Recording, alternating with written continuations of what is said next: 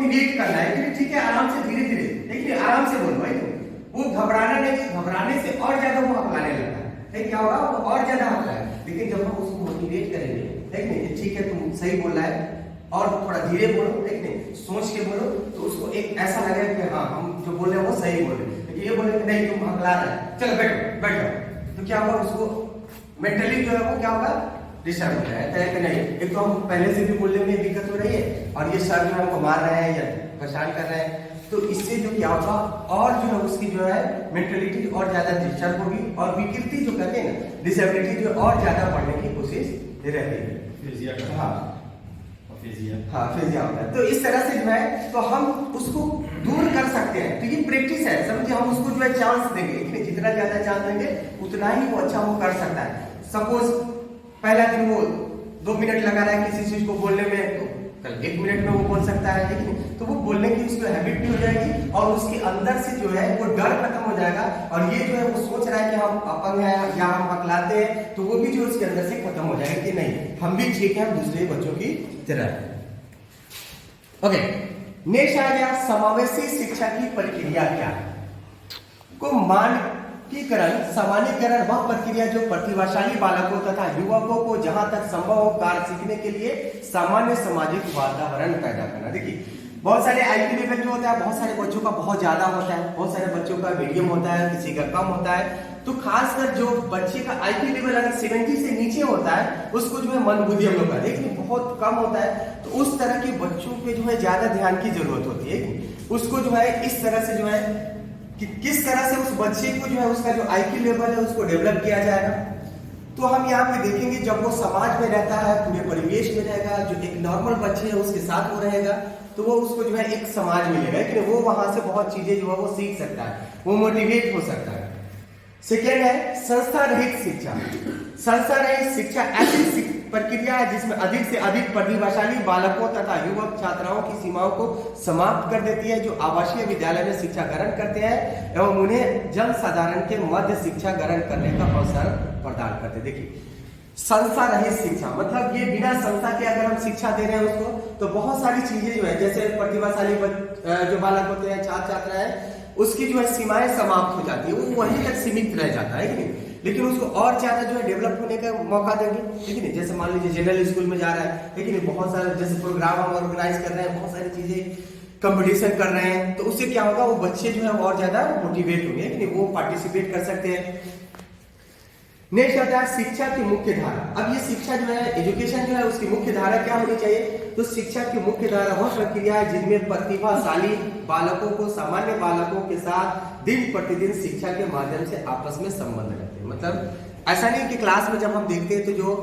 IQ level जिसका ज्यादा होता है उसको अलग कर देते हैं, ऐसा है नहीं है, उसी में रहते हैं। जो आईक्यू लेवल मीडियम भी होता है और सामान्य भी होते हैं या ज्यादा होता है, सभी बच्चे जो है उसी में रहते हैं, नहीं। लेकिन वो जो है दूसरों से थोड़ा तेज होगा, है कि नहीं, वो हर चीज में उसका आईक्यू लेवल ज्यादा है, तो वो क्या होगा जल्दी समझ आता है किसी बातों को। तो हमें जो है ये नहीं देखना है, हमें सबको देखना है, एक एवरेज लेके चलना है कि हमें जो है जो एवरेज बच्चे जो है समझ पा रहे हैं। कोई मान लो कोई टॉपिक पढ़ा रहे हैं, तो जो टॉपिक जो है एवरेज है, जो तेज होता है तो ऑटोमेटिक जो है वो समझ आता है, लेकिन जो है जो नॉर्मल बच्चे होंगे या जो है मिडिल क्लास में होंगे, जो मध्यम बच्चे होते हैं वो थोड़ा जो है समझने में टाइम लगाते हैं, तो हमें सबको ध्यान में देना है। नेक्स्ट है समावेश। भाई समावेश जो ये टॉपिक ही है, समावेश इंक्लूसिव जो है, तो समावेश वह प्रक्रिया है जो प्रतिभाशाली बालकों को प्रत्येक दशा में सामान्य शिक्षा कक्ष में उनकी शिक्षा के लिए लाती है। मतलब जो जनरल क्लासरूम में उस तरह के डिसेबल बच्चों को भी लाया जाता है, उसमें उसी में बैठाए जाते हैं, और जो नॉर्मल बच्चे दी जाती है उसी नॉर्मल बच्चों के साथ ही जो है डिसेबल बच्चे हैं उसको भी जो है एजुकेशन दिए जाते हैं। संबंधित पृथक्करण के विपरीत है, मतलब एक होता है सेग्रीगेशन, पृथक्करण मतलब होता है अलगाववाद, हम छांट लेते हैं क्लास में कि तुम बहुत कमजोर है इधर हो, है कि नहीं। ऐसा करना शुरू करेंगे तो फिर क्या होगा, दिक्कत होने लगेगा, है कि नहीं। तो इसलिए जो है अगर हम ये देखें कि ये अपंग है, डिसेबल है, इसको यहाँ पे नहीं रखना है, जाओ उसको बोल दिए कि नहीं तुम अपना दूसरे स्कूल में एडमिशन करवा लो जहाँ पे विकलांग का एडमिशन होता है, तो इस तरह की भावना नहीं होनी चाहिए। तो पृथक्करण वह प्रक्रिया है जिसमें समाज का विशिष्ट समूह अलग से पहचाना जाता है तथा धीरे धीरे सामाजिक तथा व्यक्तिगत दूरी उस समूह की तथा समाज की बढ़ती जाती है। मतलब जब भी वो ऐसा लगेगा, पृथक्करण करेंगे तो अपने आप को सेग्रीगेट महसूस करेगा, तो वो जो है धीरे धीरे वो समाज से कट के रहने लगता है। लेकिन गाँव वगैरह में भी देखिए बहुत सारा ऐसा कुछ व्यक्ति होता है जिसको लोग जो है अगर वो छांट देते हैं तो वो धीरे धीरे अपने आप को जो है हर चीज से जो है अलग अलग महसूस करने लगता है। वो समझता है कि हमारे लिए कोई नहीं है,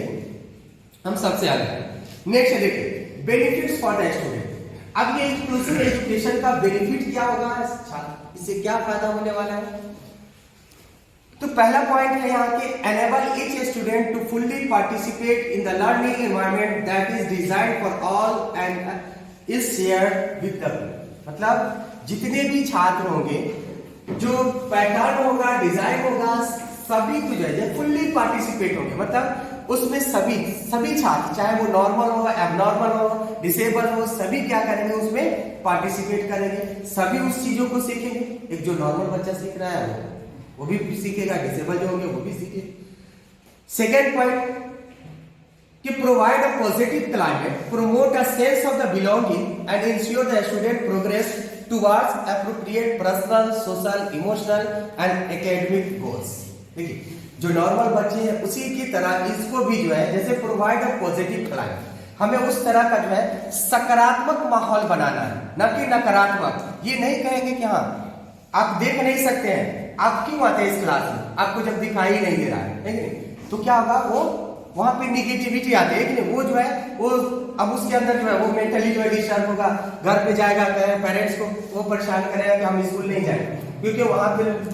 टीचर जो है परेशान करे कि तुमको दिखाई देता ही नहीं, तुम क्यों क्लास आते हो, ठीक है। तो यहाँ पे क्या होना चाहिए, पॉजिटिव जो है क्लाइमेट होना चाहिए, promote a sense of belonging to ensure a student progress toward the appropriate personal. मतलब पर्सनली जो है उस तरह के एबनॉर्मल जो बच्चे होंगे उसको भी हमें मोटिवेट करना है, पर्सनली उस बच्चे को जो है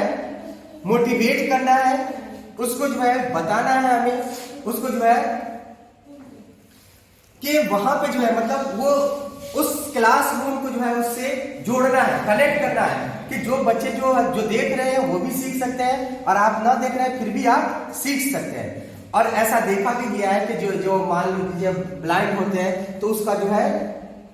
मेमोरी पावर बहुत अच्छा होता है कि वो सुन के उस चीजों को याद कर लेते हैं कि नहीं, जो देख के भी नहीं याद कर सकता है लेकिन वो सुन के वो सारी चीजें वो याद कर लेते हैं। तो इसलिए जो है social, emotional and academic goals जो है क्या है उसको जो है मोटिवेट करना चाहिए कि हमारा इमोशनल जो है वो गोल्स क्या है, आप यहाँ पे क्यों आए हैं, उस चीज को आपको अचीव करना है। Next point, are responsible to individual learning need by the providing sufficient levels of the support and applying a student centered teaching practices and the principle। हमें इस तरह का सिद्धांत बनाना है जो टीचिंग प्रैक्टिस जो होगा स्टूडेंट सेंटर्ड हो, मतलब ऐसा करिकुलम फ्रेमवर्क करेंगे, ऐसा जो है क्लास, जैसे मान लीजिए हम ये कुछ चीजें लेसन प्लान वगैरह करते हैं, लेसन प्लान बनाते हैं, तो इस तरह से जो है बनाएंगे ताकि वो स्टूडेंट सेंटर होना चाहिए, स्टूडेंट को ध्यान में रख के बनाना है। लेकिन हमें ये ध्यान में रखना है कि यहाँ पे नॉर्मल बच्चे भी हैं, अबनॉर्मल भी है, लेकिन डिसेबल है, तो उसको जो है ध्यान में रख के जो है हमें क्या करना है, अपना लेसन प्लान तैयार करना है, उस तरह से तैयार करना है, उस सारे टॉपिक्स को देखना है जाके वो सभी बच्चे जो है वो आसानी से वो सीख सकते हैं। तो ये तो are responsive to individual learning need by the providing sufficient level of support. मतलब हमें जो है एक सफिशिएंट सपोर्ट करना है, जितना हमें सपोर्ट की जरूरत है, बच्चों को सपोर्ट करना चाहिए उतना हम सपोर्ट करेंगे। अब ऐसा नहीं कि जो बच्चा ज्यादा सीख रहा है तो उसको जो है हम ये करेंगे, नहीं, बल्कि जो एबनॉर्मल है उनको भी हमें सपोर्ट करना है, उनको भी बताना है कि नहीं आप भी सीख सकते हैं, जब वो सीख सकता है तो आप क्यों नहीं सीख सकते हैं। Next, importance of inclusive education. देखिए ये इंपोर्टेंस क्या है इंक्लूसिव एजुकेशन का। पहला पॉइंट यहाँ पे देखिएगा, first point is inclusive system provide a better quality of education. ये क्या कहता है कि हम जो है बेटर मतलब एजुकेशन जो प्रोवाइड कर सकते हैं, क्वालिटी एजुकेशन दे सकते हैं बच्चों को, और सभी को जो है मतलब इंक्लूसिव करके, समावेश करके जो है बच्चों को हम पढ़ा सकते हैं, चाहे वो नॉर्मल हो, एबनॉर्मल हो, किसी भी तरह के बच्चे हो हम पढ़ा सकते हैं। Second point is schools provide the context for the child first relationship with the world outside their families, enabling to development of the social relationship। जैसे होते हैं ना बच्चे जो है घर से ज्यादा जो स्कूल में रहते हैं, लेकिन स्कूल ही उसका क्या है, वो वातावरण है, लेकिन वहां पे बहुत सारी चीजें सीखते हैं, पूरा दिन वहां पे रहता है, उसका क्लासरूम ही उसका घर है, लेकिन वहां पे जो माहौल दिया जाएगा जो भी जो है, तो वहां पे जो चीजें सीखेंगे उसके लिए ज्यादा बेनिफिशियल होगा। तो ये जो सेकंड पॉइंट है कि school provide the context of the child first relationship, ये बच्चों का जो है पहला रिलेशनशिप कौन प्रदान करता है, तो स्कूल प्रदान करते हैं with the world outside their family, दुनिया में जो है परिवार के बाद। ऐसे तो कहा जाता है कि पहला स्कूल क्या होता है, बच्चे का पहला स्कूल अपना घर ही है, माँ होती है सबसे पहली टीचर, लेकिन उसके बाद उसका परिवार है, उसका फैमिली है, उसके बाद जो वो समाज, जिस समाज में रहता है वो है, फिर उसके बाद स्कूल आते हैं, लेकिन स्कूल में पढ़ते हैं, स्कूल में सीखते हैं, तो enabling the development of the social relationship, वो एनेबल कर सकते हैं समाज में जो है अपने आप को जो है वो उस अकॉर्डिंग जो है वो ढाल सकते हैं। Next point, respect and understanding grow when the student of diverse abilities and the background play, socialize and the learn together। मतलब जब अलग अलग बैकग्राउंड के लोग होंगे, जैसे होता है ना क्लास में अलग अलग कास्ट के लोग होते हैं, अलग अलग धर्म के लोग होते हैं, उसी तरह से जो है जो नॉर्मल एबनॉर्मल होंगे वो भी इसमें बैठेंगे, कोई अपंग है, कोई हाथ से जो है वो हाथ टूटा हुआ है, किसी का पैर नहीं है, किसी कोई सुन नहीं पा रहा है, तो जब सभी आदमी, सभी स्टूडेंट एक जगह जब बैठेंगे तो अपने आप को जो है क्या करेंगे, वो एक साथ बहुत सारी चीजें वो सीख सकते हैं। सोशलाइजेशन होगा वहां पे, बैकग्राउंड मतलब देखिए यहाँ पे जो है ability and background play socialize and learn together, वो एक साथ जो है बहुत सारी चीजों को वो सीख सकते हैं। Next point, education that exclude and segregates perpetuates the discrimination against the traditionally marginalized group। यहाँ पे देखिए जो सेग्रीगेट्स होते हैं, जो समाज में जो है पीछे, उसको जो है अलगावा, सेग्रीगेट का हिंदी में क्या होता है, अलगावा मतलब अलग रखना, लेकिन इस समाज में भी देखा होगा, जैसे हम लोग पढ़ते हैं, जैसे बहुत सारे जगहों पे जो है मार्जिनलाइजेशन जो है एक टॉपिक भी है एसएसटी में जो है, कि जो वहां पे क्या होता है, जो निम्न जाति के लोग होते हैं, अगर उस एरिया में अधिकतर जो है बड़े जाति के लोग हैं तो उसके साथ में बहुत ज्यादा जो है परेशान किया जाता है, उसको जो है समाज से जो है अलग रखा जाता है, मार्जिनलाइज कम्युनिटी कहा जाता है। तो हमें क्या होगा, इस तरह की जो है चीजों से जो है बच्चे जो है बच सकते हैं। Next point, when the education is more inclusive so are concept of the civic participate implement and community life. मतलब हम क्या करते हैं, when education is more inclusive, मतलब जब शिक्षा जो है बहुत ज्यादा समावेशी होगा, तो वहां पे जो है concept of the civic participation implement and the community life, मतलब हम अपने पार्टिसिपेट कर सकते हैं, अपने जो जीवन को जो है उस तरह से ढाल सकते हैं कि हम जिस तरह का माहौल देखते हैं उस तरह से ढाल सकते हैं। Okay, next slide, is it better to separate the children who need specialized attention. क्या उस तरह के बच्चों को जो है अलग रखने की जरूरत है, अलग करने की जरूरत है, जिसे जो है स्पेशलाइज्ड अटेंशन, मतलब कहते हैं ना विशेष आवश्यकता वाले बच्चे, उसको विशेष आवश्यकता की जरूरत है, उसे अलग जो है अलग से उस पे जो है अटेंशन की जरूरत होती है। देखिए, separate special education provide the no guarantee of the success of the children. मतलब ये सेपरेशन जो होता है ये गारंटी नहीं है कि वो हमेशा जो वो सक्सेस हो ही जाएगा। अलग करके हम बैठाएंगे, मान लीजिए अलग पढ़ाना है, एक बच्चे ऐसे है, कमजोर है, वीक है, या जो डिसेबल है, एब्नॉर्मल है, उसको हम अलग से पढ़ा रहे हैं, तो ये जरूरी नहीं है कि वो हर समय जो है सक्सेस हो ही जाएगा। इसलिए जो है कहा जाता है कि सभी चीजें, देखिए सभी चीजें क्या है, ऐसा नहीं कि हर चीज बुक से ही पढ़ा जाता है, हर चीज बुक से ही सीखा जाता है। हम समाज में भी बहुत सारी चीजें सीखते हैं, हम अपने क्लासरूम में भी बहुत सारी चीजें सीखते हैं, बच्चों के साथ भी बहुत सारी चीजें सीखते हैं। तो success for the children who need special attention, inclusive school that provide the supportive. ये जो हमारा इंक्लूसिव स्कूल जो होता है वो क्या होता है, सपोर्टिव होते हैं, मतलब सभी बच्चों के लिए वो सपोर्टिव होते हैं, सपोर्ट प्रदान करते हैं, वहां पे जो है बहुत ज्यादा जो है मतलब बच्चे सीखने के चांसेस होते हैं। Context appropriate condition of for learning demonstrate for the better outcomes, और इसका नतीजा जो परिणाम होता है बहुत अच्छा होता है। मतलब जो हम इंक्लूसिव एजुकेशन में जो बच्चे सीखेंगे और जो सेपरेट स्कूल में सीख रहे हैं, स्पेशल स्कूल में जो सीखते हैं, वहां से दोनों में जो है बहुत ज्यादा फर्क होगा। Extracurricular activities, peer support और more specialised intervention involve the entire school community working as a team. मतलब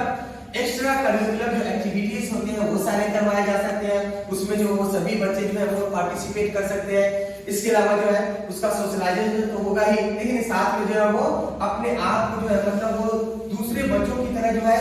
बहुत सारे जो है एक्टिविटी होते हैं, उन सारे एक्टिविटी में जो है वो पार्टिसिपेट कर सकता है। तो वो जो है एक कम्युनिटी जो है जिस तरह से समुदाय में जो है मतलब पूरे साथ मिलकर जो है काम करते हैं, तो वर्किंग एज अ टीम, एक टीम मेंबर की तरह जो है वो काम करते हैं।